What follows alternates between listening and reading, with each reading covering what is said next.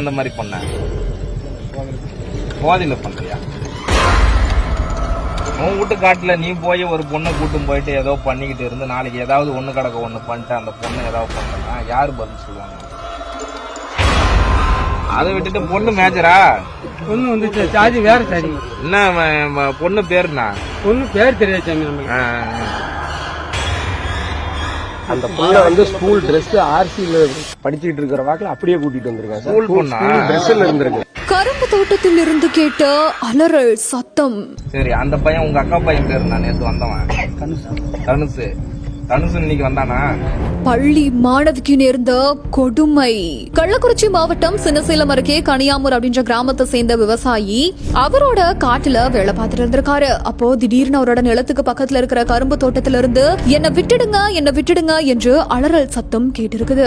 அப்போ பள்ளி சீருடையில இருந்த ஒரு மாணவிய பங்காரம் கிராமத்தை சேர்ந்த தனுஷ் அப்படின்ற இளைஞன் அழைத்து வந்து கரும்பு தோட்டத்துல வச்சு வன்புணர்ச்சி செய்ய முயற்சி பண்ணிருக்கா. அவனோட ஆசைக்கு இணங்க மறுத்த அந்த மாணவியோட கழுத்தை பிடிச்சு குரல் வளைய நெரிச்சு அவன் செய்யவும் முயற்சி பண்ணிருக்கான். இந்த சம்பவத்தை கண்கூடா பார்த்த அந்த விவசாயி நேர்ல போய் இப்படி அத்துமீறின செயல்ல ஈடுபடலாமா அப்படின்னு கேட்க அந்த மாணவி அங்கேயே விட்டுட்டு அந்த தனுஷ் அப்படின்ற இளைஞன் தப்பிச்சு போயிருக்கான். இதனால தன்னை தட்டி கேட்டதுனால ஆத்திரமடைந்த தனுஷ் அப்படின்ற இளைஞர் முரளி உட்பட அவங்களோட நண்பர்களை கூட்டிட்டு போய் சரமாரியா திட்டிருக்காங்க. கற்களை வச்சு தாக்குதலும் நடத்திருக்காங்க. அப்போ அந்த பகுதியை சேர்ந்த மக்கள் எல்லாம் ஓடி வந்து அந்த இளைஞர்களை பிடிக்க முயற்சி பண்ணும் பொழுது தனுஷோட நண்பனான முரளி மட்டும் கெத்தா நின்னுருக்காரு. மத்த எல்லாருமே அங்கிருந்து ஓடி இருக்காங்க. இதனை தொடர்ந்து அந்த முரளியை பிடிச்சு போலீசார் விசாரணையை செஞ்சிருக்காங்க.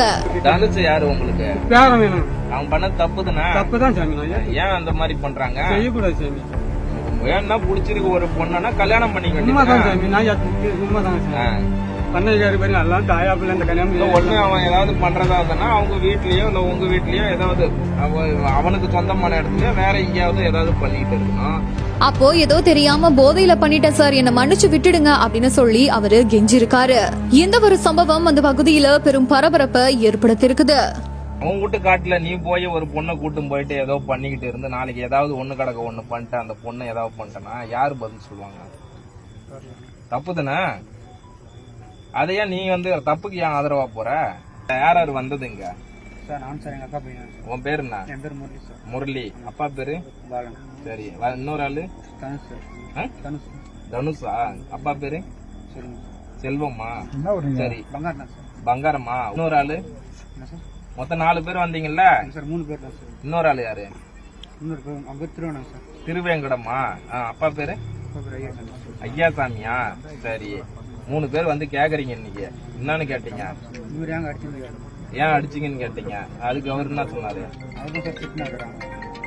அவரு பேர் என்ன தெரியல, காட்டுக்காரரு. அவர் ஒரு ஆள் தான் இருந்தாரு. சரி, கேட்டதுக்கு என்ன பண்ணீங்க? குடிச்சிருக்கியா? குடிச்சிருக்கா? அவங்க 2 பேரும் குடிச்சிருந்தாங்க அவங்க கூட வந்தவங்க? குடிக்கல. சரி, அவங்க 2 பேரும் எங்க போயிட்டானுவ உன்னை விட்டுட்டு? அந்த மாதிரி பண்ண போதையில பண்றியா? உனக்கு கல்யாணம் ஆயிடுச்சா? சரி, அந்த பையன் உங்க அக்கா பையன் பேரு நான் நேத்து வந்தவன் தனுசு. தனுசு இன்னைக்கு வந்தானா?